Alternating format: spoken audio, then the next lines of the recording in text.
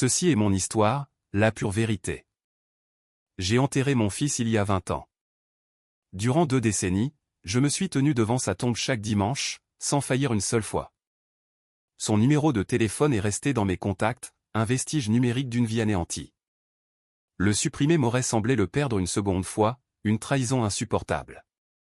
Le mois dernier, mon téléphone a sonné à 2h47 du matin. Son nom, Nicolas, illuminait l'écran. J'ai répondu. Une voix a dit, « Papa, où suis-je » C'était lui. Mon fils, mort depuis 20 ans, m'appelait, confus, terrifié, me demandant pourquoi plus rien n'avait de sens. Mon souffle s'est coupé. Je ne pouvais plus parler. Avant de vous raconter la suite, dites-moi d'où vous écoutez et abonnez-vous pour que cette histoire touche le plus grand nombre. Il y a 20 ans, j'ai enterré mon fils sous un chêne centenaire au cimetière de la Belle Étoile. Son nom était gravé dans la pierre tombale en granit gris. Nicolas Leroy, né le 12 avril 1986, décédé le 3 novembre 2005, à l'âge de 19 ans. Les funérailles n'avaient duré que 40 minutes. Une trentaine de personnes, tout au plus. Sa mère, Monique, se tenait à mes côtés mais refusait de regarder le cercueil. Elle a fixé le sol pendant toute la cérémonie, le regard vide. Sa sœur devait la soutenir pour qu'elle ne s'effondre pas. Les amis de mon fils étaient venus. Des jeunes gens aux yeux rougis, ne sachant que dire, que faire. Ils piétinaient, mal à l'aise dans leur costume trop grand. Ils marmonnaient des condoléances maladroites, des phrases toutes faites qui sonnaient creux. En moins d'1 an, la plupart avaient cessé d'appeler. En 2 ans, plus personne ne prononçait son nom en ma présence. C'est ainsi que la mort opère. Les gens avancent. Ils y sont obligés. Mais moi, je ne pouvais pas. L'accident avait eu lieu un vendredi soir. Il rentrait du travail. Un camion avait grillé un feu rouge et l'avait percuté du côté conducteur. Le choc l'avait tué sur le coup. C'est ce que les gendarmes m'ont dit. Pas de souffrance, pas de douleur, juste le néant. J'ai reçu l'appel à 23h43.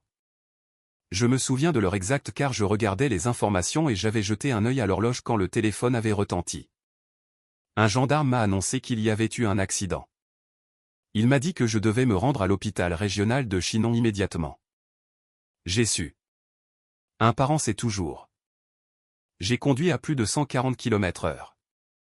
Je me fichais d'avoir un accident. À mon arrivée, on m'a conduit dans une petite pièce privée, un de ces salons d'attente aseptisés.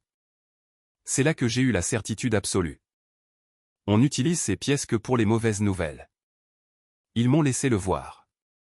Son visage était intact, miraculeusement épargné. Il avait l'air de dormir, si paisible. J'ai touché sa main, elle était encore tiède. Je n'arrêtais pas de penser qu'il allait se réveiller, que ses yeux allaient s'ouvrir. Je suis resté là, debout à côté de lui, pendant 2 heures, à attendre que sa poitrine se soulève. Elle ne s'est jamais soulevée. Sa mère est arrivée et a hurlé.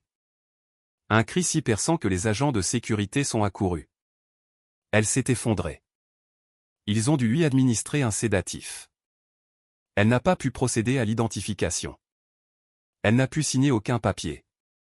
J'ai tout fait seul. J'ai choisi le cercueil, un simple coffre en chêne clair. J'ai choisi la concession, sous ce grand arbre qui semblait veiller sur les tombes. J'ai rédigé la notice nécrologique. J'ai sélectionné les fleurs. J'ai tout fait dans un brouillard, un état second, accomplissant des gestes dont le sens m'échappait. L'enterrement fut pire que l'hôpital. À l'hôpital, je pouvais encore faire semblant. Je pouvais imaginer des erreurs, des miracles. Mais à l'enterrement, ils l'ont descendu en terre. J'ai entendu le grincement de la machinerie. J'ai entendu le cercueil se poser au fond du trou. Les gens jetaient des fleurs sur le couvercle. Sa mère a jeté une lettre qu'elle avait écrite. Moi, je n'ai rien jeté. J'ai juste regardé, incapable du moindre geste. Après le départ de tout le monde, je suis resté. Les fossoyeurs ont comblé la tombe. Pelleté après pelleté. J'ai observé chaque minute, chaque mouvement. J'avais besoin de voir la fin. J'avais besoin de savoir qu'il était vraiment là-dessous. Quand ils ont tassé la dernière motte de terre, je suis enfin parti. Pendant 20 ans, je suis revenu chaque dimanche. Pluie, neige, canicule, peu importait. J'apportais des fleurs. Je lui parlais. Je lui racontais ma semaine, mes soucis, mes petites joies dérisoires. Je lui disais des choses que je ne pouvais confier à personne d'autre. Monique a cessé de venir après la première année. Elle disait que c'était trop douloureux. Elle disait qu'elle devait aller de l'avant. Nous avons divorcé 3 ans après sa mort. Le chagrin a tué notre mariage, l'a rongé de l'intérieur. Elle s'est remariée.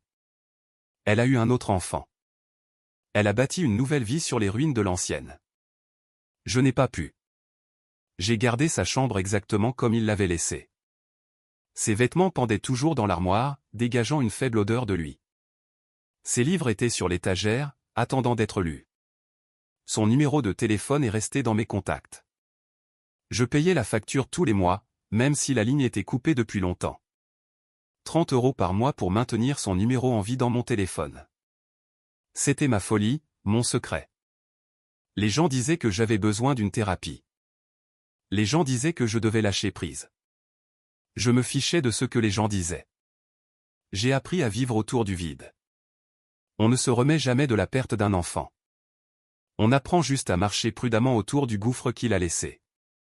On apprend à fonctionner. On va au travail. On paie ses factures.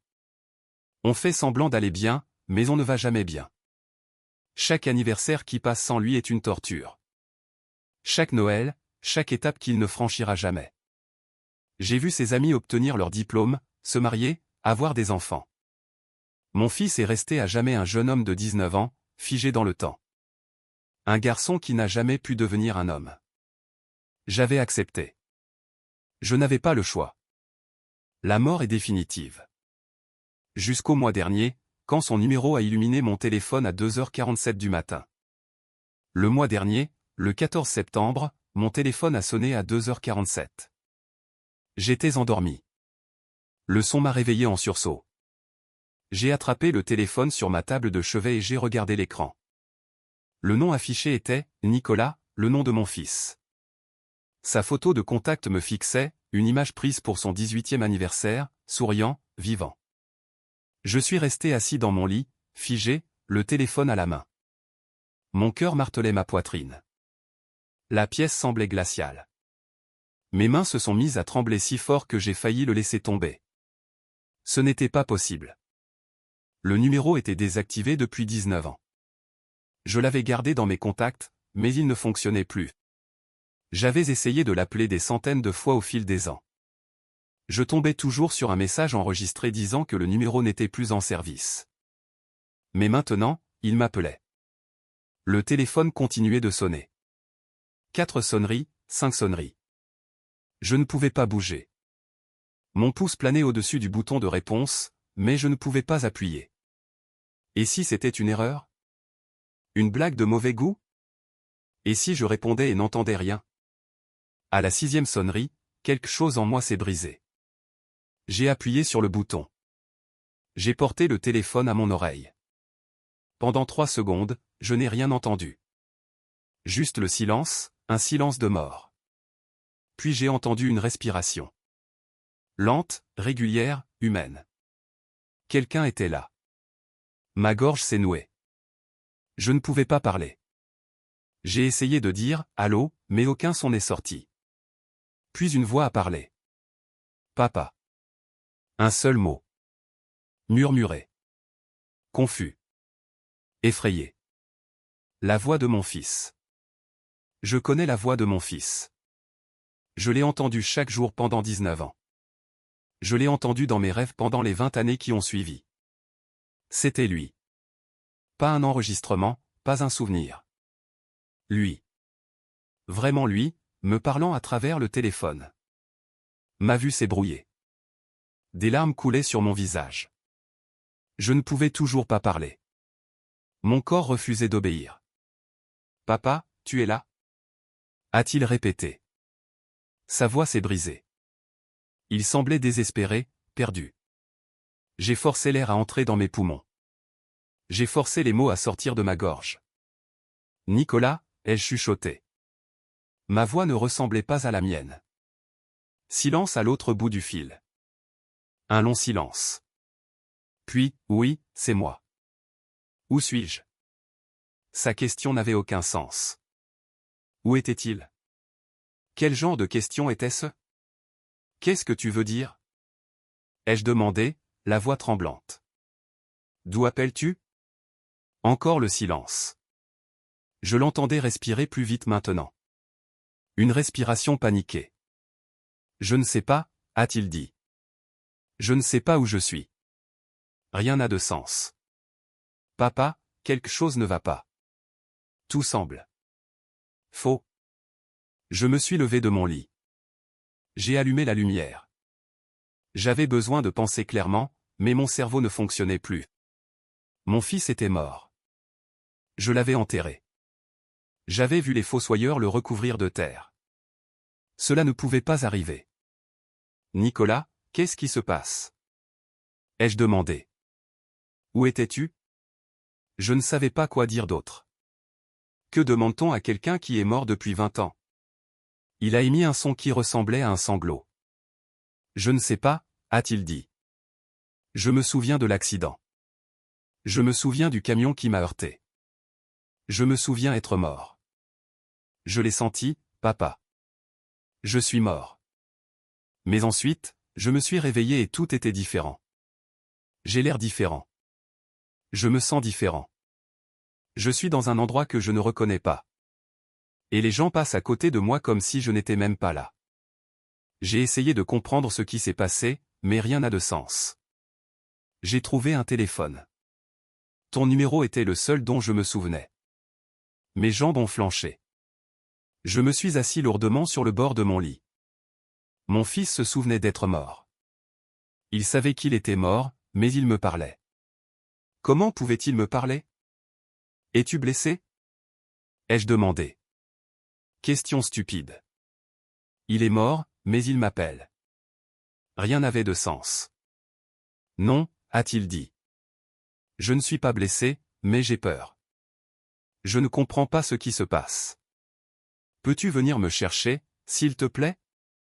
Sa voix s'est brisée sur le mot « s'il te plaît ». Il ressemblait de nouveau à un petit garçon, perdu et effrayé, ayant besoin de son père. Dis-moi où tu es, ai-je dit. Donne-moi une adresse. J'arrive tout de suite. Je ne connais pas l'adresse, a-t-il répondu. Je suis dans un immeuble. Il fait sombre. Il y a des appartements. Je vais essayer de trouver quelque chose avec une adresse dessus. J'ai entendu du mouvement à travers le téléphone. Des bruits de pas. Une porte qui s'ouvre. Puis la ligne est devenue silencieuse. D'un coup. Coupé. J'ai retiré le téléphone de mon oreille et l'ai fixé. La durée de l'appel indiquait 9 minutes et 43 secondes. J'ai immédiatement rappelé. Le message enregistré s'est déclenché. Le numéro que vous avez composé n'est plus en service. J'ai réessayé. Même message. J'ai essayé 15 fois de plus. Même message à chaque fois. Mon fils décédé venait de m'appeler à l'aide, puis il avait disparu. Je n'ai pas dormi du reste de la nuit. Je suis resté assis sur mon lit, à fixer mon téléphone jusqu'au lever du soleil. Je repassais l'appel en boucle dans ma tête, sa voix, la façon dont il avait dit « papa ». La peur dans son ton, la confusion. Ce n'était pas un enregistrement. Les enregistrements n'hésitent pas. Les enregistrements ne posent pas de questions. Les enregistrements ne semblent pas perdus. C'était une vraie conversation avec une vraie personne qui savait des choses que seul mon fils pouvait savoir.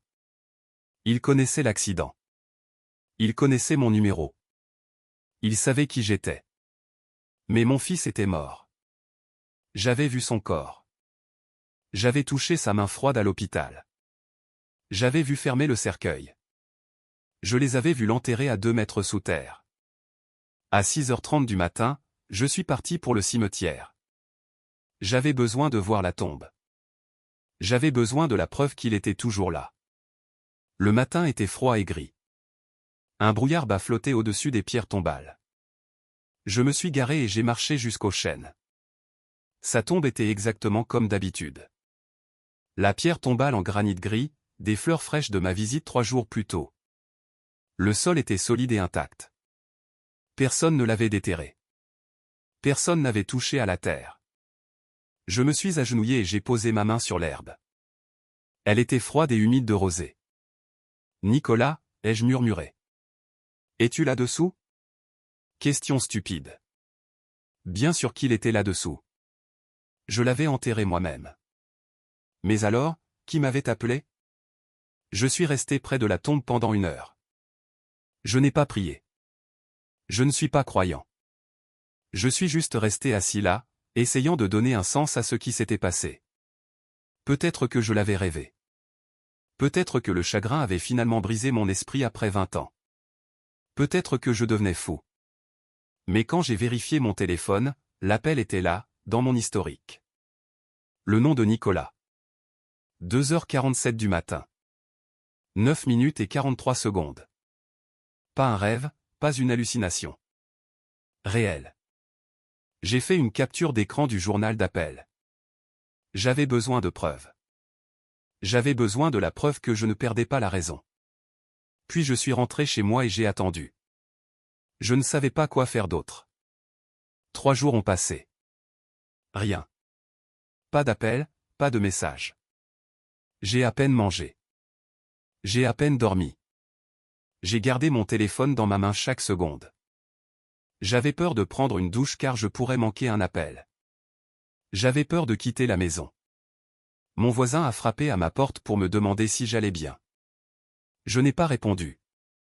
Je suis juste resté assis dans mon salon, à fixer mon téléphone, le suppliant de sonner. Le 4e jour, à 3h15 du matin, il a sonné à nouveau. Son nom, sa photo. J'ai répondu avant la fin de la première sonnerie. Nicolas, ai-je dit immédiatement. Papa, sa voix est parvenue. Il semblait pire que la fois précédente, fatigué, désespéré. J'ai trouvé quelque chose. J'ai trouvé une adresse. Mon cœur a fait un bond. Où? J'ai attrapé un stylo et du papier sur ma table basse. Quelle est l'adresse? Il l'a lu lentement. 4247 rue de la Rivière, appartement 8, La Roche-Blanche, Provence. Je l'ai noté. Ma main tremblait tellement que je pouvais à peine relire ma propre écriture. C'est à l'autre bout de la France, ai-je dit. Qu'est-ce que tu fais là-bas? Il a émis un son entre un rire et un sanglot. Je ne sais pas, a-t-il dit. Je ne sais pas comment je suis arrivé ici. Je ne sais pas pourquoi je suis ici. Mais papa, quelque chose ne va vraiment pas. Je suis sorti aujourd'hui et les gens me regardaient comme si j'étais transparent. Une femme m'a traversé, littéralement traversé comme si je n'étais pas solide. Je crois que je suis mort. Je crois que je suis un fantôme ou quelque chose comme ça. Tu n'es pas un fantôme, ai-je dit. Je ne savais pas si c'était vrai, mais je l'ai dit quand même. Tu me parles. Les fantômes ne peuvent pas utiliser de téléphone. Il a ri, mais cela sonnait brisé. Alors qu'est-ce que je suis? A-t-il demandé. Je me regarde dans les miroirs et je vois quelqu'un de plus âgé. Je vois un visage qui est presque le mien, mais pas tout à fait. Je suis si confus. Je suis si fatigué. Peux-tu s'il te plaît venir me chercher? Je ne veux plus être ici. Ma gorge s'est serrée. J'arrive, ai-je dit. Reste où tu es. Je pars tout de suite. Je serai là dans 8 heures. Peux-tu attendre 8 heures? Silence. Puis, je vais essayer. Papa, j'ai peur. Ces 3 mots m'ont anéanti. Je sais, ai-je dit. J'ai peur aussi. Mais j'arrive. Je te le promets. La ligne est redevenue silencieuse. Je n'ai même pas essayé de rappeler. Je savais que ça ne marcherait pas. Au lieu de ça, je me suis levé et j'ai commencé à faire mes bagages. J'ai jeté des vêtements dans un sac. J'ai attrapé mon portefeuille et mes clés. Je n'ai dit à personne où j'allais. Je n'ai pas appelé le travail. Je suis juste monté dans ma voiture et j'ai commencé à conduire vers la Provence. Mon fils était vivant quelque part. Impossible. Insensé. Mais il m'avait appelé 2 fois. Il m'avait donné une adresse. Je devais découvrir ce qui se passait. Même si cela me détruisait, même si je chassais un fantôme, je devais savoir. Avant de partir, j'ai fait quelque chose que je savais insensé. J'ai appelé l'opérateur téléphonique. Il était 4 heures du matin, mais leur service client était ouvert 24h24. Une femme a répondu d'une voix fatiguée. Je lui ai donné les informations de mon compte. Puis je lui ai demandé de consulter les relevés de l'ancien numéro de mon fils. Elle m'a demandé pourquoi. Je lui ai dit que j'avais reçu des appels de ce numéro. Elle m'a mis en attente. 5 minutes ont passé. 10 minutes. Quand elle est revenue, sa voix avait changé. Confuse. Monsieur, selon notre système, ce numéro est inactif depuis 19 ans. Il a été déconnecté en mars 2006. Il n'y a aucune activité dessus. Aucun appel entrant ou sortant, aucune utilisation de données, rien. C'est impossible, ai-je dit. J'ai reçu 2 appels de ce numéro au cours des 4 derniers jours. Vérifiez à nouveau. Elle m'a remis en attente. Cette fois, 15 minutes ont passé. Une voix différente est apparue. Un superviseur. Homme. Professionnel. Monsieur Dubois, j'ai personnellement examiné le compte. Le numéro que vous demandez a été désactivé depuis près de 2 décennies. Notre système ne montre aucune activité récente. Est-il possible que vous ayez reçu des appels d'un autre numéro qui s'est affiché incorrectement? J'ai senti la colère monter en moi. Je connais le numéro de mon fils, ai-je dit. Je l'ai sauvegardé depuis 20 ans. Je regarde mon journal d'appels en ce moment même. 2 appels, tous 2 de son numéro, durant plusieurs minutes. Le ton du superviseur est devenu prudent, doux. La façon dont les gens parlent à quelqu'un qu'ils pensent instable.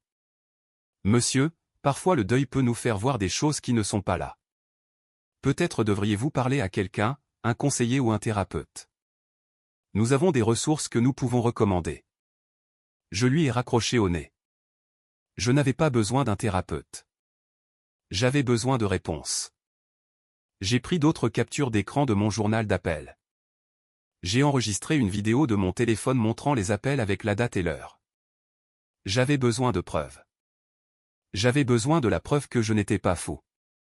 Puis je suis monté dans ma voiture et j'ai commencé le long trajet de 8 heures vers la Provence. J'ai conduit d'une traite. Pas d'arrêt, sauf pour l'essence. J'ai acheté du café dans une station-service et j'ai continué à rouler. Mon esprit tournait à plein régime pendant tout le trajet. Que allais-je trouver à cette adresse? Nicolas serait-il là? Serait-ce abandonné? N'y aurait-il rien du tout? Une partie de moi s'attendait à arriver et à trouver un terrain vague, mais je devais y aller. Je devais voir.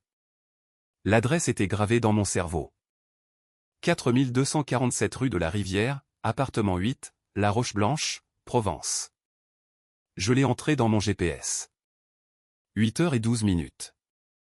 J'ai mis 7h12 minutes. Je suis arrivé à 11h47. L'adresse m'a mené à un vieil immeuble d'appartements dans la partie est de la ville. 4 étages, briques rouges, construit peut-être dans les années 1970, mais quelque chose clochait immédiatement. Les fenêtres du rez-de-chaussée étaient barricadées avec des planches. La porte d'entrée avait une chaîne et un cadenas. Un panneau orange délavé était accroché à la clôture. Condamné.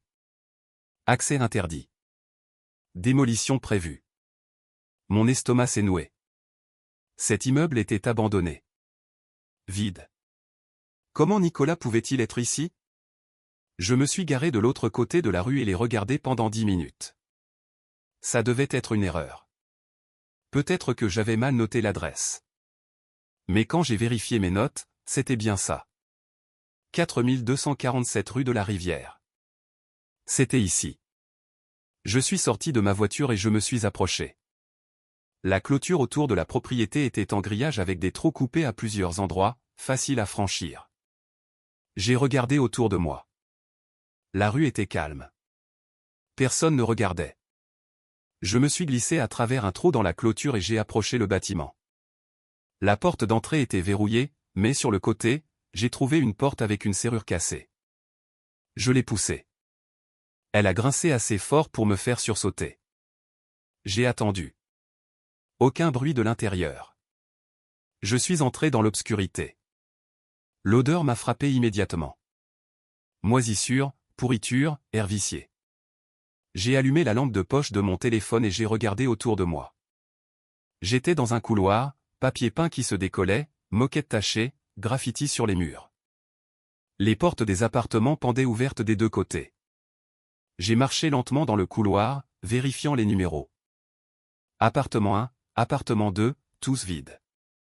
Des détritus sur les sols, des meubles cassés, des traces de squatteurs et de toxicomanes. Cet endroit était abandonné depuis des années, peut-être une décennie. J'ai atteint la cage d'escalier et je suis monté au 2e étage. Pareil. Décomposition, vide, silence. J'ai vérifié chaque appartement. Rien. Aucun signe que quelqu'un ait été ici récemment. Je suis monté au 3e étage. Mes mains tremblaient. Mon cœur battait la chamade. Et puis j'ai trouvé l'appartement 8. L'appartement 8 était au bout du couloir du 3e étage. Contrairement à toutes les autres portes de l'immeuble, celle-ci était fermée. Entièrement fermée, sans dommage. Le numéro 8 était accroché droit sur la porte, en laiton qui semblait poli, propre. Je suis resté devant pendant une minute entière. Chaque instinct me disait de partir, de fuir, mais j'étais venu pour des réponses. J'ai tendu la main et j'ai tourné la poignée. Elle n'était pas verrouillée. La porte s'est ouverte en douceur, silencieusement. Pas de grincement. Je l'ai poussée et je suis entré. Puis j'ai arrêté de respirer. L'appartement était parfait, absolument parfait. Alors que chaque autre unité de l'immeuble était détruite et en décomposition, celle-ci semblait habitée. Les murs étaient peints en bleu doux, propre, sans écaillement, sans dégâts des eaux. La moquette était beige et impeccable. Je pouvais voir les traces de l'aspirateur, des traces fraîches. L'air ne sentait pas la moisissure. Il sentait le savon et le café.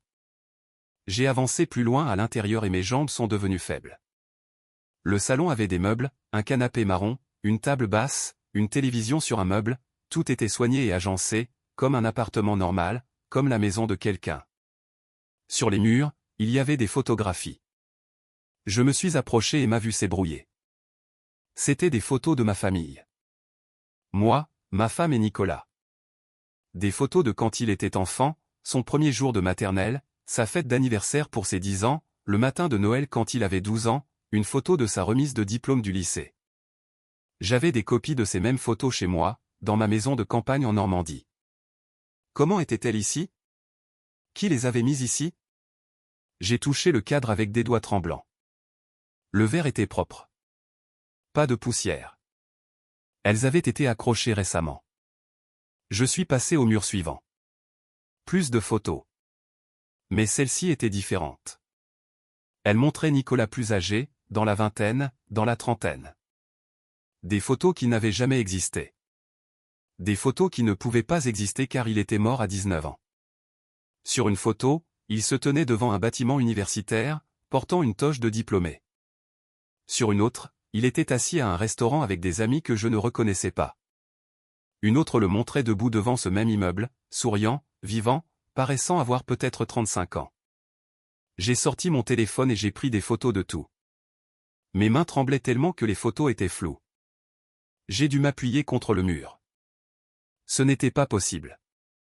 Rien de tout cela n'était possible. Je suis entré dans la cuisine, de la vaisselle propre dans l'égouttoir, une tasse de café sur le comptoir avec du liquide brun encore au fond. Je l'ai touché, encore légèrement tiède. J'ai ouvert le réfrigérateur. De la nourriture à l'intérieur. Du lait, des œufs, des restes dans des boîtes. J'ai vérifié la date sur le lait. Il expirait dans 5 jours. Frais, récent. Quelqu'un vivait ici. Quelqu'un mangeait ici dans un immeuble condamné et voué à la démolition. J'ai fermé le réfrigérateur et j'ai vu une note tenue à la porte par un aimant. Mon cœur s'est arrêté. La note était manuscrite sur du papier ligné. J'ai reconnu l'écriture immédiatement. L'écriture de Nicolas. Le même gribouillage désordonné qu'il avait depuis le collège. J'ai retiré la note du frigo et je l'ai lue. Papa, si tu lis ça, je ne sais pas ce qui m'arrive. Je me suis réveillé ici il y a 3 semaines sans aucun souvenir de comment je suis arrivé. J'ai une carte d'identité qui dit que je m'appelle Stéphane Moreau. J'ai 38 ans. Je travaille dans une usine. J'ai un appartement et une vie dont je ne me souviens pas avoir vécu. Mais ce n'est pas ma vie. Je me souviens d'être Nicolas. Je me souviens de toi. Je me souviens de maman. Je me souviens d'être mort dans cet accident. J'ai senti l'impact. J'ai senti tout s'arrêter. Puis je me suis réveillé ici, en étant quelqu'un d'autre. 20 ans ont passé, mais je ne me souviens de rien. Les gens ici me connaissent comme Stéphane. Ils me connaissent depuis des années, mais je ne suis pas Stéphane. Je suis Nicolas, ton fils. Je crois que je suis censé être mort. Je crois que quelque chose s'est mal passé. Ma place n'est pas ici. S'il te plaît, aide-moi à comprendre ce qui s'est passé. J'ai lu la note 3 fois. Ma vue continuait de se brouiller de larmes. Je l'ai pliée soigneusement et l'ai mise dans ma poche. Puis je suis allé dans la chambre. La porte était entr'ouverte. Je l'ai poussée et j'ai regardé à l'intérieur. Un lit fait au carré. Une commode avec d'autres photos dessus. Un placard avec des vêtements suspendus. Des vêtements d'homme. Taille L. Nicolas portait du L. Sur la table de chevet, un portefeuille et un trousseau de clés. J'ai pris le portefeuille et je l'ai ouvert. À l'intérieur, un permis de conduire. La photo montrait un homme qui ressemblait à une version plus âgée de mon fils. Mêmes yeux, même nez, même légère cicatrice sur le menton depuis sa chute de vélo à 7 ans. Mais le nom sur le permis était Stéphane Moreau. Date de naissance, 12 avril 1986. La même date d'anniversaire que Nicolas. Adresse, 4247 rue de la Rivière. Appartement 8, La Roche-Blanche, Provence. Je me suis assis sur le lit car mes jambes ne me portaient plus. Mon fils était mort il y a 20 ans. Je l'avais enterré. Mais selon ce permis, il vivait ici sous un autre nom. Vivant une vie dont il ne se souvenait pas.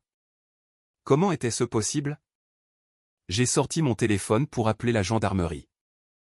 Puis je me suis arrêté. Qu'est-ce que je leur dirais? Mon fils décédé est vivant, mais il ne se souvient pas d'être en vie? Il penserait que je suis fou. J'ai rangé le téléphone. J'avais besoin de plus de réponses d'abord. J'avais besoin de comprendre ce qui s'était passé avant d'impliquer qui que ce soit d'autre. Je suis resté dans cet appartement pendant 2 heures, fouillant tout. J'ai trouvé des factures adressées à Stéphane Moreau datant de 5 ans. Factures d'électricité, d'eau, fiches de paie de la manufacture de la Roche-Blanche, toutes montrant des paiements réguliers, une vie normale. Dans un tiroir, j'ai trouvé un contrat de location signé il y a 3 ans. La signature de Stéphane Moreau, mais elle ressemblait presque à celle de Nicolas. Dans un autre tiroir, j'ai trouvé des dossiers médicaux, des visites à l'hôpital, des ordonnances, un dossier d'un neurologue. Je me suis assis sur le canapé et j'ai lu chaque page. Les dossiers médicaux racontaient une histoire impossible. Selon les documents, Stéphane Moreau avait été admis à l'hôpital régional de Chinon le 3 novembre 2005. Le même hôpital où mon fils est mort. La même date, la même nuit. Il avait eu un grave accident de voiture, de multiples blessures, un traumatisme crânien. Il a été dans le coma pendant 6 jours. À son réveil, il était complètement amnésique. Aucun souvenir de sa vie avant l'accident. Aucune pièce d'identité n'a été trouvée sur les lieux. Il est devenu un homme non identifié. L'hôpital l'a gardé pendant 3 semaines pendant qu'il cherchait sa famille. Personne ne s'est jamais manifesté. Personne ne l'a réclamé. J'ai lu ces mots encore et encore. 3 novembre 2005. La nuit où Nicolas est mort. Le même hôpital, le même type d'accident. Mes mains se sont mises à trembler. J'ai continué à lire. Après sa sortie de l'hôpital, les services sociaux l'ont aidé. Ils lui ont donné un logement temporaire. Ils l'ont aidé à obtenir une pièce d'identité sous le nom qu'il s'est choisi. Stéphane Moreau. Il ne se souvenait pas de son vrai nom, alors il en a choisi un nouveau. Il a trouvé un travail. Il a bâti une vie à partir de rien. Une vie d'étranger à lui-même. Les dossiers montraient des années de thérapie, de dépression, d'anxiété, de traumatisme liés à son ignorance de sa propre identité. Mais il a survécu. Il a continué. J'ai trouvé une carte de visite attachée au dossier médical. Docteur Valérie Dubois, neurologue, hôpital régional de Chinon. J'ai appelé le numéro immédiatement. Une réceptionniste a répondu. J'ai demandé à parler au docteur Dubois. Elle m'a demandé de quoi il s'agissait. Je ne savais pas quoi dire. Je dois lui poser une question sur un patient nommé Stéphane Moreau, ai-je dit. C'est urgent. C'est à propos d'un cas d'il y a 20 ans. La réceptionniste m'a mis en attente. 5 minutes plus tard, la voix d'une femme est arrivée. Ici le docteur Dubois. À qui ai-je l'honneur? Je m'appelle Jean Dubois. Mon fils Nicolas est mort dans un accident de voiture le 3 novembre 2005 à l'hôpital régional de Chinon. Vous avez traité un homme non identifié la même nuit. Même accident, même blessure. Il s'est réveillé amnésique et est devenu Stéphane Moreau. J'ai besoin de savoir ce qui s'est passé cette nuit-là. Silence à l'autre bout du fil. Un long silence. Monsieur Dubois, a-t-elle finalement dit. Sa voix était prudente, incertaine. Je me souviens de ce cas. C'était inhabituel.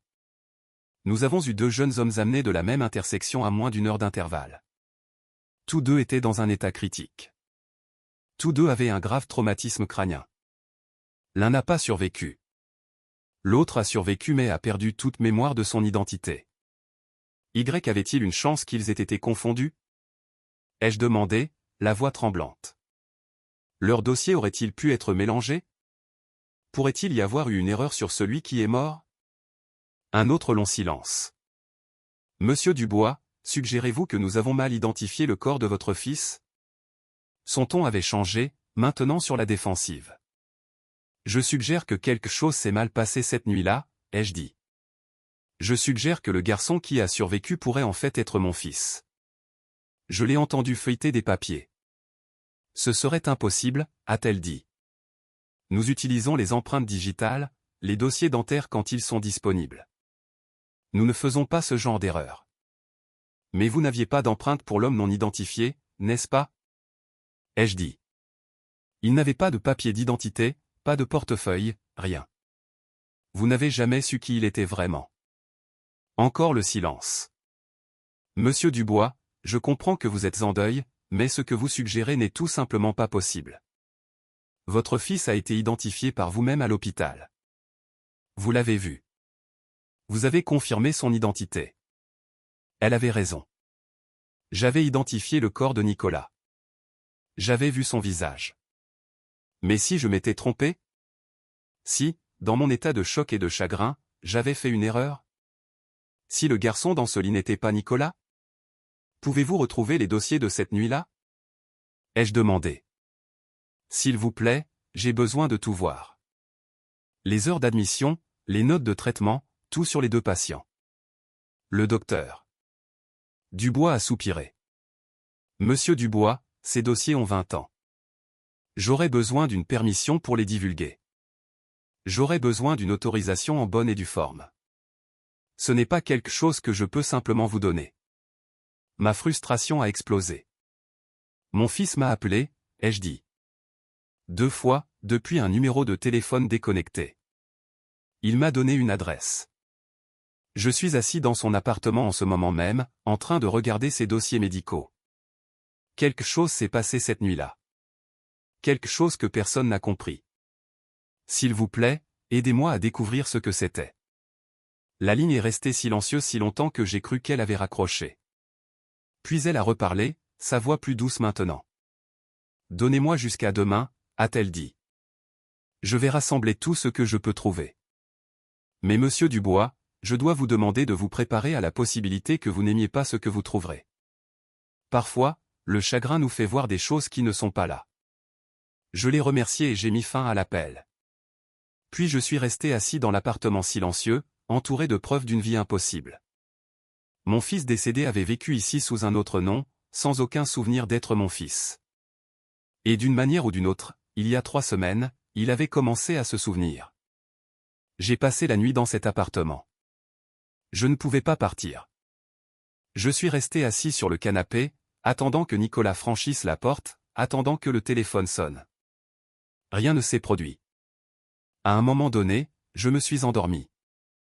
Quand je me suis réveillé, la lumière du soleil filtrait par les fenêtres. Il était 9h23.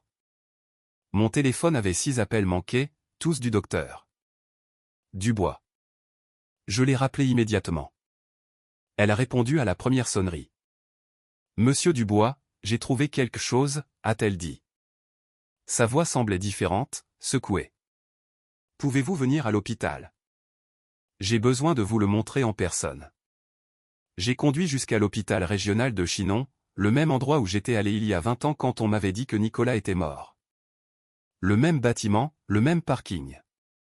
Franchir ces portes, c'était comme remonter le temps. Le docteur Dubois m'a rencontré dans le hall. Elle avait la cinquantaine, les cheveux gris tirés en un chignon serré. Elle avait l'air fatiguée, comme si elle n'avait pas dormi non plus.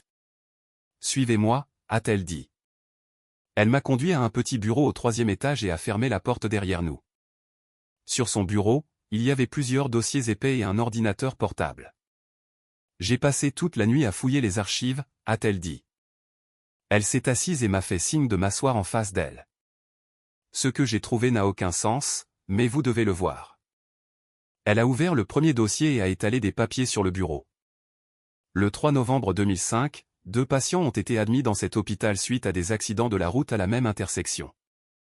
Le patient est arrivé à 23h52. État critique, traumatisme crânien massif, multiples blessures internes.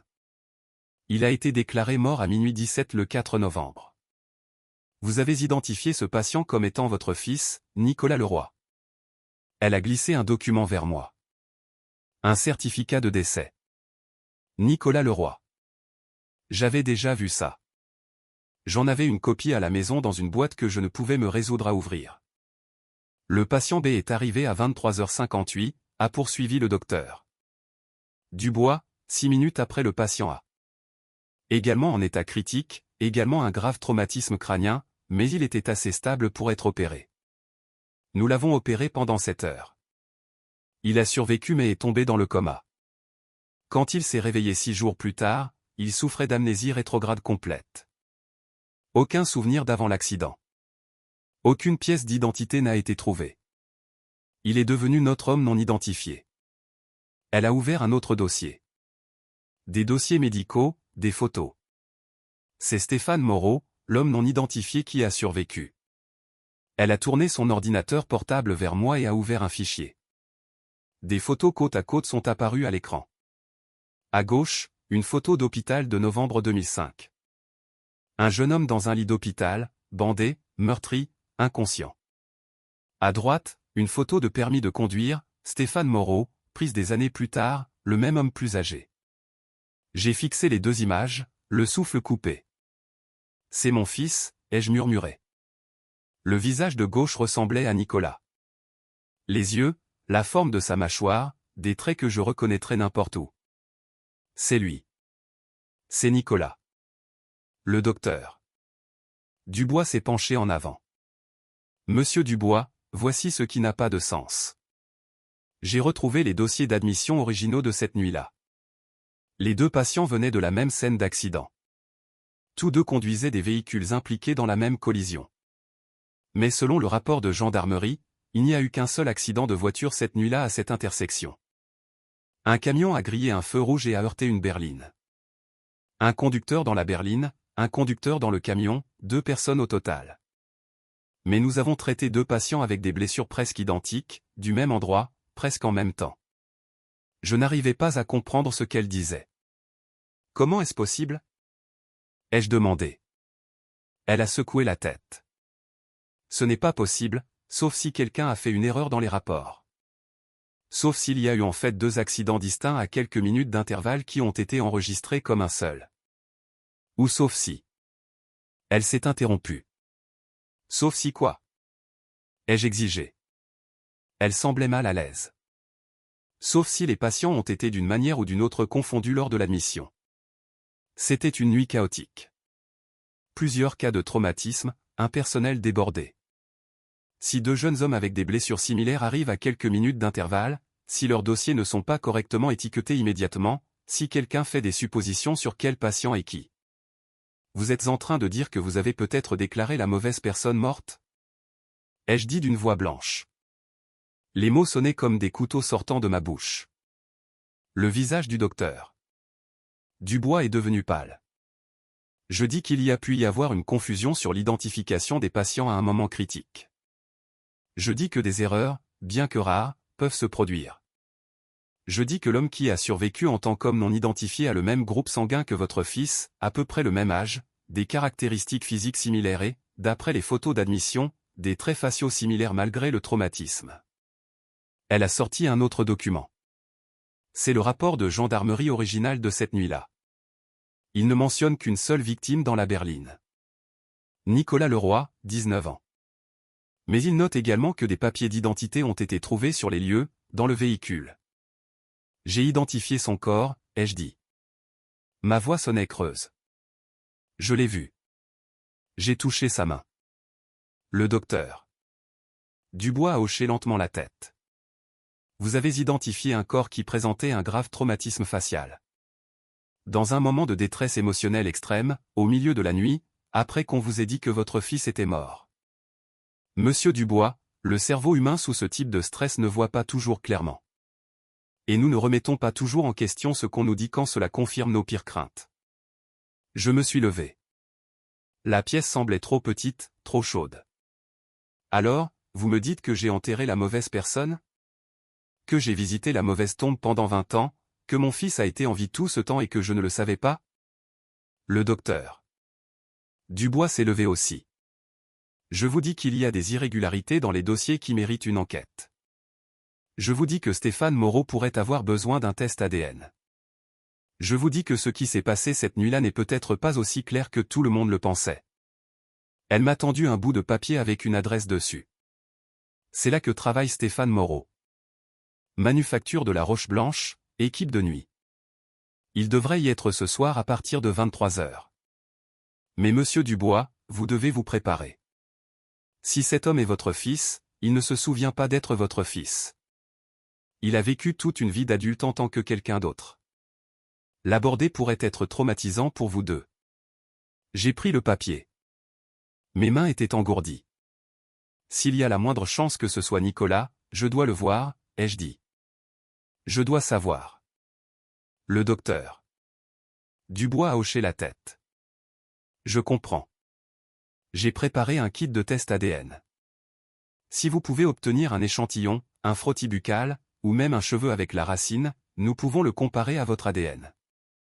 Nous saurons avec certitude dans les 48 heures. Elle m'a tendu un petit sac en plastique avec un écouvillon stérile à l'intérieur. Je l'ai mis dans ma poche. Une dernière chose, a-t-elle dit alors que je me tournais pour partir. Si c'est votre fils, si Stéphane Moreau est en fait Nicolas Leroy, vous devez comprendre qu'il n'est pas la même personne que vous avez perdue. 20 ans à vivre comme quelqu'un d'autre, ça change une personne. Même si l'ADN correspond, le garçon que vous connaissiez a disparu. Je suis allé à la manufacture de la Roche Blanche ce soir-là à 22h45. L'usine se trouvait à la périphérie de la ville, entourée de champs vides. Un grand bâtiment métallique avec des camions garés à l'extérieur. Des lumières vives éclairaient le parking. Je suis resté assis dans ma voiture à regarder les ouvriers arriver pour l'équipe de nuit. Des hommes en jean et bottes de travail, portant des gamelles.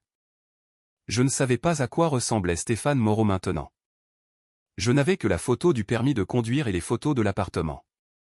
Le reconnaîtrais-je? Verrais-je mon fils dans le visage d'un étranger? À 22h52, une Renault Clio argentée est entrée sur le parking et s'est garée à 3 places de moi. Un homme en est sorti, grand, peut-être un M85, portant un jean et une veste marron. Il a attrapé un sac à dos sur le siège passager et a commencé à marcher vers l'entrée de l'usine. Je ne pouvais pas voir son visage clairement dans l'obscurité. Mais quelque chose dans sa façon de bouger m'a serré la poitrine. Sa démarche, la légère inclinaison de ses épaules. Nicolas marchait exactement comme ça. Je suis sorti de ma voiture et je l'ai suivi à distance.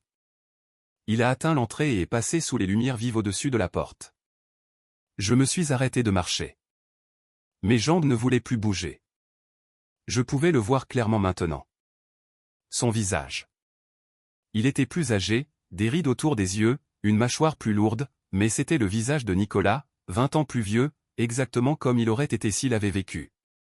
Le même nez, la même forme de bouche, même la façon dont il passait la main dans ses cheveux avant d'ouvrir la porte.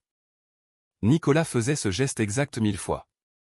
Je l'ai regardé disparaître à l'intérieur du bâtiment. Puis je suis resté dans le parking à pleurer.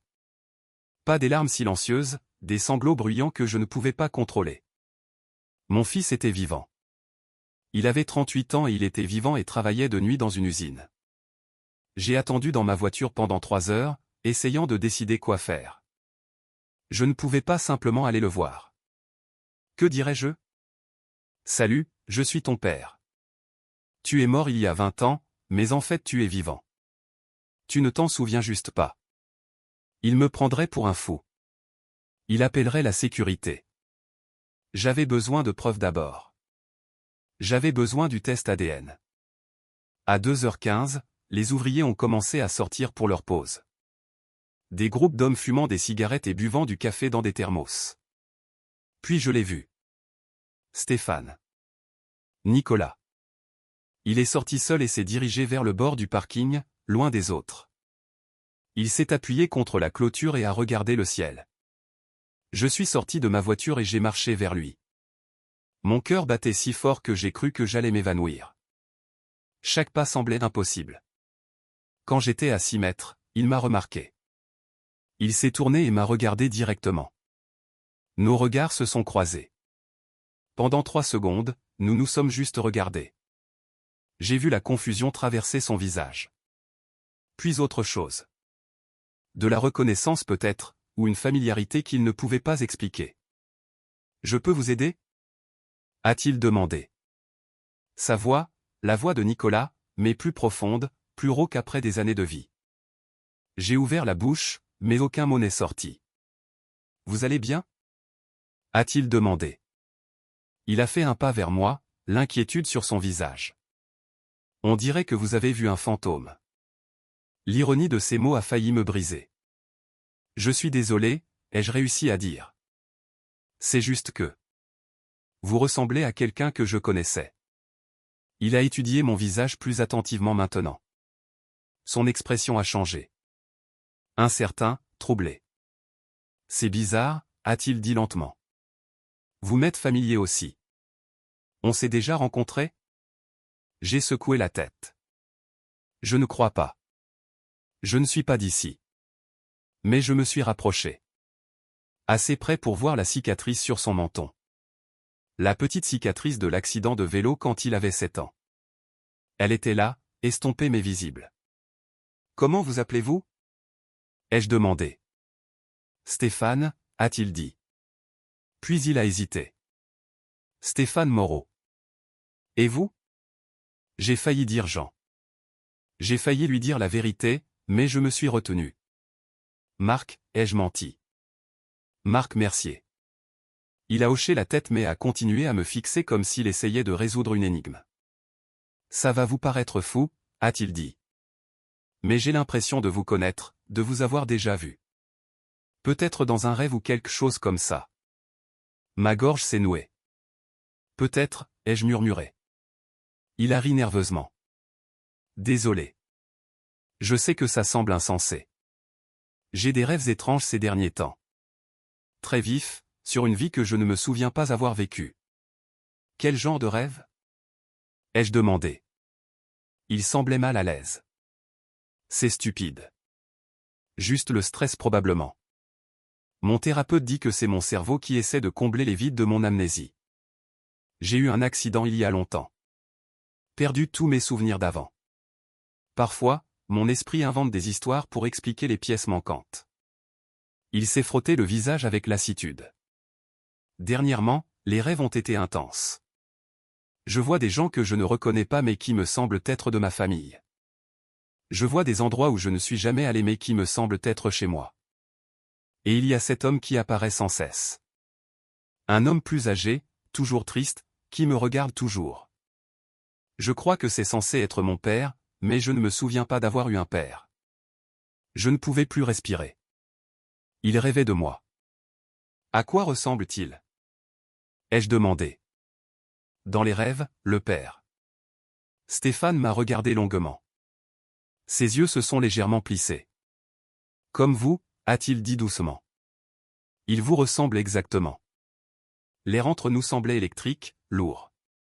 Il a fait un autre pas vers moi. Qui êtes-vous vraiment?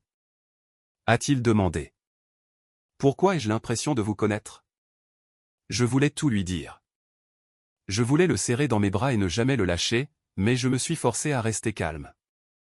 J'ai perdu quelqu'un il y a longtemps, ai-je dit. Quelqu'un qui vous ressemblait. J'ai cru le voir en vous.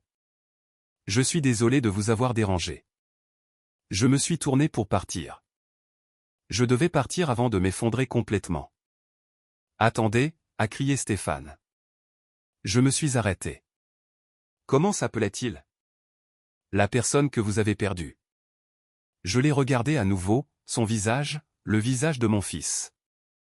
Nicolas, ai-je dit. Il s'appelait Nicolas. Stéphane est devenu très immobile. Son expression a changé. Choc, peur, quelque chose d'autre que je ne pouvais pas identifier.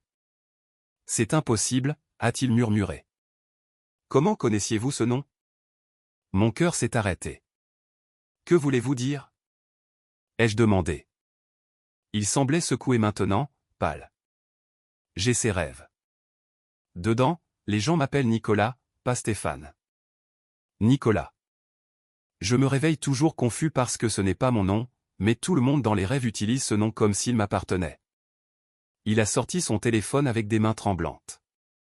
Il y a 3 semaines, je me suis réveillé et j'ai trouvé ça dans mon application de notes. Je ne me souviens pas l'avoir écrit, mais c'est mon écriture. Il a tourné le téléphone vers moi. Sur l'écran, 3 mots écrits encore et encore. Je suis Nicolas. Je suis Nicolas. Je suis Nicolas. Écrit des dizaines de fois, remplissant tout l'écran. Je pensais que je perdais la tête, a dit Stéphane. Sa voix s'est brisée. Je pensais que l'amnésie me rendait fou, mais vous venez de dire ce nom. Un inconnu vient de dire le nom de mes rêves. Comment est-ce possible? J'ai sorti le kit de test ADN de ma poche. Mes mains tremblaient tellement que j'ai failli le laisser tomber.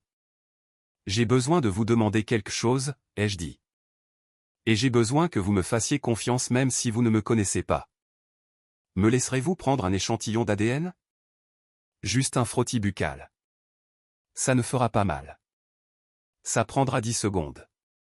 Stéphane a fixé le kit. Puis moi. Pourquoi? A-t-il demandé. Qu'est-ce qui se passe? J'ai regardé dans ses yeux, les yeux de Nicolas. Parce que je pense que vous êtes mon fils, ai-je dit. Je pense que vous êtes Nicolas et que vous avez été en vie tout ce temps. Stéphane n'a pas bougé pendant un long moment. Il m'a juste regardé avec une expression que je ne pouvais pas lire. Peur, confusion, quelque chose qui ressemblait presque à de l'espoir. Votre fils est mort, a-t-il finalement dit. Sa voix était plate. Prudent. Vous avez dit que vous l'aviez perdu. Ça veut dire qu'il est parti. J'ai hoché la tête. Des larmes coulaient sur mon visage et je ne les ai pas essuyées. Je l'ai enterré il y a 20 ans, ai-je dit. Je l'ai pleuré. J'ai visité sa tombe chaque semaine pendant 2 décennies. Mais il y a 3 semaines, il m'a appelé 2 fois depuis un numéro de téléphone déconnecté depuis 19 ans. Il m'a dit qu'il ne comprenait pas ce qui se passait. Il m'a donné une adresse, votre adresse, et quand je suis arrivé, j'ai trouvé un appartement rempli de photos de ma famille, de photos de vous, et une note écrite de la main de mon fils disant qu'il ne savait plus qui il était. Stéphane a fait un pas en arrière. Son visage était devenu blanc. Ce n'est pas possible, a-t-il dit. Mais sa voix tremblait. C'est insensé. J'ai brandi le kit ADN. Alors prouvez-moi que j'ai tort, ai-je dit. Faites le test. Si je suis fou, il reviendra négatif, et vous ne me reverrez plus jamais. Mais si j'ai raison, si vous êtes Nicolas, ne voulez-vous pas savoir? Ne voulez-vous pas enfin comprendre qui vous êtes? Sa main est allée à sa bouche. Il a pressé ses phalanges contre ses lèvres comme s'il essayait de retenir des mots ou des cris. Je suis mort, a-t-il murmuré. Dans mes rêves. Je me souviens d'être mort. Je me souviens de l'accident, de l'impact, de tout qui devient noir. Je me souviens d'avoir senti ma vie s'arrêter. Moi aussi, ai-je dit. Je me souviens d'avoir reçu l'appel me disant que vous étiez mort. Je me souviens d'avoir identifié votre corps à l'hôpital. Je me souviens de chaque seconde de vos funérailles. Mais si nous nous étions trompés tous les deux? Si quelque chose s'était passé cette nuit-là que personne n'a compris? Stéphane a fermé les yeux. Quand il les a rouverts, ils étaient humides. Si vous dites la vérité, a-t-il dit lentement. Si je suis vraiment votre fils, cela signifie que j'ai perdu 20 ans. 20 ans de vie que j'aurais dû avoir avec vous, avec ma vraie famille. 20 ans à vivre en étant la mauvaise personne. Sa voix s'est brisée. Comment puis-je me remettre de ça? Nous trouverons une solution ensemble, ai-je dit. Je me suis rapproché et j'ai tendu à nouveau le kit. S'il te plaît, laisse-moi prendre l'échantillon. Découvrons la vérité. Il a regardé le kit pendant un long moment. Puis il a hoché la tête. D'accord, a-t-il murmuré. J'ai ouvert l'emballage avec des mains tremblantes. J'ai sorti l'écouvillon stérile. Ouvre la bouche, ai-je dit. Il l'a fait. J'ai doucement frotté l'intérieur de sa joue pendant 10 secondes comme l'indiquaient les instructions. Puis je l'ai scellé dans le tube en plastique et je l'ai mis dans ma poche. Combien de temps avant de savoir? A-t-il demandé. 48 heures, ai-je dit. Un médecin de l'hôpital régional de Chinon fait le test. Elle compara votre ADN au mien. Stéphane a enlacé ses bras autour de lui. Qu'est-ce que je fais en attendant? A-t-il demandé. Comment est-ce que je vais au travail et agis normalement alors que toute ma réalité pourrait être un mensonge? Je n'avais pas de réponse. Je peux t'appeler? Ai-je demandé. Je peux te donner mon numéro pour qu'on puisse parler? Il a hoché la tête et a sorti son téléphone. Je lui ai donné mon numéro et il l'a enregistré. Comment dois-je vous appeler? A-t-il demandé. La question m'a détruit. Ce qui te semble juste, ai-je dit. Marc ou Jean ou rien du tout jusqu'à ce qu'on sache avec certitude. Il a enregistré le contact sous le nom de Marc. Puis il m'a regardé avec une expression de pure douleur. Je dois vous dire quelque chose, a-t-il dit. Et je veux que vous compreniez que je ne le dis pas pour vous blesser. Qu'est-ce que c'est? Ai-je demandé. Il a pris une profonde inspiration. Si le test revient positif. Si je suis vraiment votre fils. Je ne me souviens pas d'être lui. Je ne me souviens pas de vous. J'ai vécu en tant que Stéphane Moreau pendant 20 ans. C'est la seule vie que je connaisse. Même si l'ADN dit que je suis Nicolas Leroy, je ne sais pas si je peux redevenir lui. Je ne sais pas si cette personne existe encore. Les mots ont été comme un coup de poing dans la poitrine. Mais il avait raison. Même s'il était Nicolas, il n'était pas le Nicolas que j'avais perdu. Ce garçon de 19 ans avait disparu pour toujours. Je comprends, ai-je dit. Ma voix fonctionnait à peine. J'ai juste besoin de connaître la vérité. Quoi qu'il arrive après, nous y ferons face. Il a hoché la tête.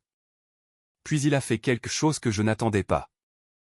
Il a tendu la main et a touché mon épaule, juste une seconde. Je suis désolé, a-t-il dit, pour ce que vous avez traversé, pour ce que vous avez perdu. Que je sois lui ou non, je suis désolé.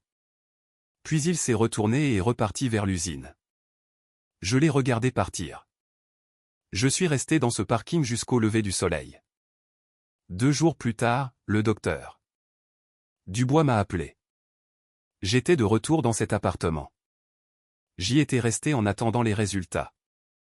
Quand mon téléphone a sonné, je n'ai pas pu répondre pendant 3 sonneries. J'étais trop terrifié par ce qu'elle pourrait dire. Monsieur Dubois, a dit le docteur. Dubois quand j'ai finalement répondu. Sa voix était étrange, tendue. Les résultats sont arrivés. J'ai besoin que vous vous asseyiez. Je me suis assis sur le canapé, le même canapé où j'avais trouvé la note. Dites-moi, ai-je dit. Elle est restée silencieuse un moment. C'est compatible, a-t-elle dit. Stéphane Moreau est votre fils biologique. Nicolas est en vie. Je ne me souviens pas de ce que j'ai dit au docteur Dubois après ça. Je crois que je l'ai remercié. Je crois que je lui ai demandé de m'envoyer les résultats officiels.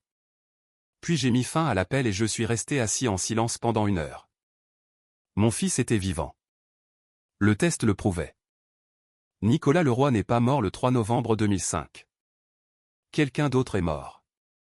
Un étranger a été enterré dans sa tombe. Mon fils vivait à l'autre bout du pays sous un autre nom depuis 20 ans. Et j'avais tout manqué.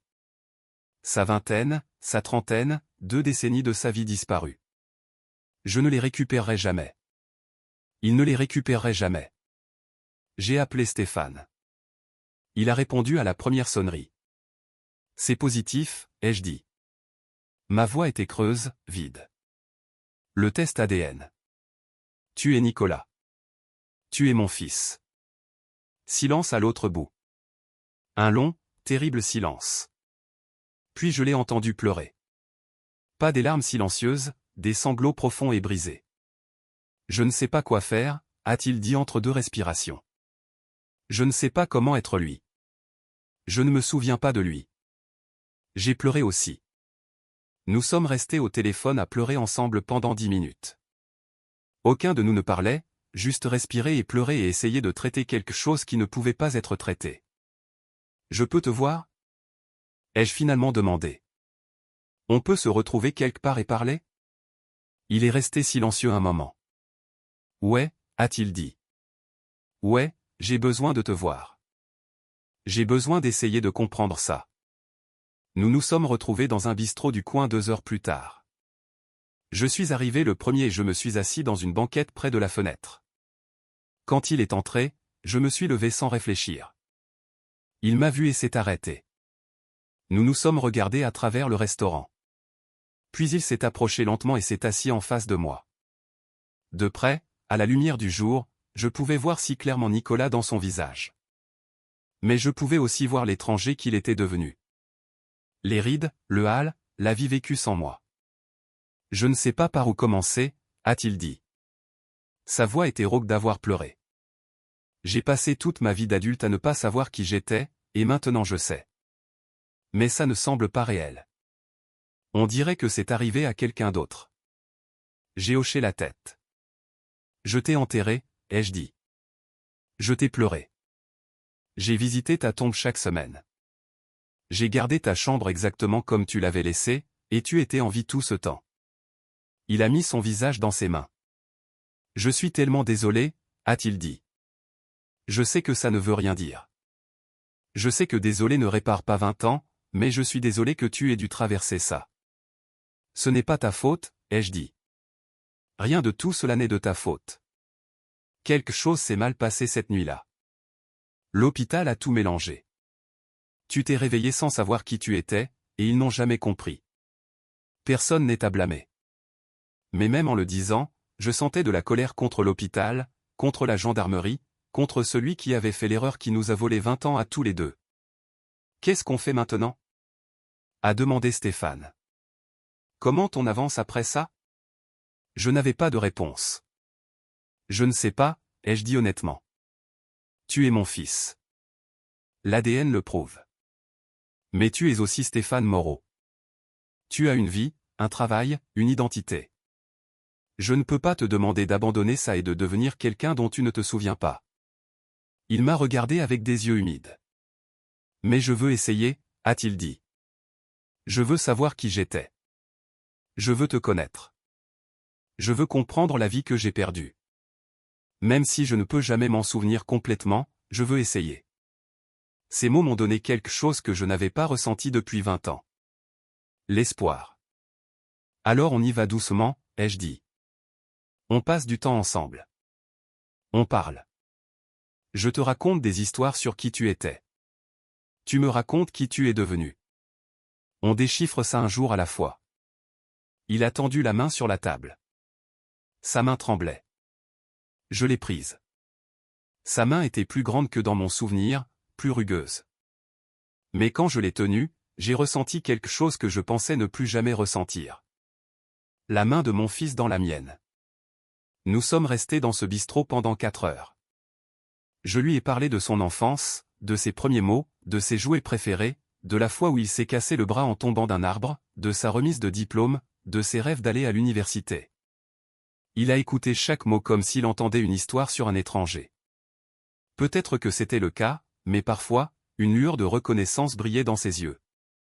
De petits moments où quelque chose que je disais touchait un souvenir enfoui. Nous avons échangé nos numéros de téléphone correctement cette fois. Pas en tant que Marc Mercier et Stéphane Moreau, mais en tant que Jean Dubois et Nicolas Leroy, père et fils. Au cours des 3 mois suivants, nous nous sommes vus chaque semaine. Parfois au bistrot, parfois dans son appartement. Une fois, il est venu chez moi et a vu son ancienne chambre. Il est resté sur le seuil, regardant les posters sur les murs et les livres sur les étagères. On dirait un musée, a-t-il dit doucement. Comme si je regardais les artefacts de la vie de quelqu'un d'autre. Je lui ai parlé de sa mère, Monique, comment elle s'était remariée, comment elle avait tourné la page. Il a dit qu'il n'était pas encore prêt à la rencontrer. Peut-être jamais. Certaines blessures étaient trop profondes. Je comprenais. J'ai contacté le cimetière et j'ai fait examiner la tombe. Le corps qui y était enterré a été testé. Il appartenait à un jeune de 19 ans nommé Léo Garcia, un fugueur sans famille, personne ne le cherchant. Il était mort à la place de mon fils et avait été enterré sous le nom de mon fils. J'ai fait déplacer sa dépouille dans une tombe digne avec son vrai nom sur la pierre. Les appels se sont arrêtés après le retour du test ADN. Le numéro de Nicolas n'a plus jamais sonné. Quoi que ce soit qui ait provoqué cela, cette chose impossible qui avait traversé 20 ans pour nous réunir, s'était terminée. Je l'avais ramené à la maison. Pas de la manière que j'avais imaginé, pas le garçon que j'avais perdu, mais l'homme qu'il était devenu. Nous ne récupérerions jamais le temps perdu. Nous n'aurions jamais ces 20 ans. Mais nous avions maintenant. Nous avions demain. Nous avions une seconde chance qui n'aurait pas dû exister. J'ai enterré mon fils il y a 20 ans. Je l'ai pleuré. J'ai visité sa tombe. Je pensais qu'il était parti pour toujours. Puis il m'a appelé d'outre-tombe et a dit qu'il était juste perdu. Et je l'ai ramené à la maison.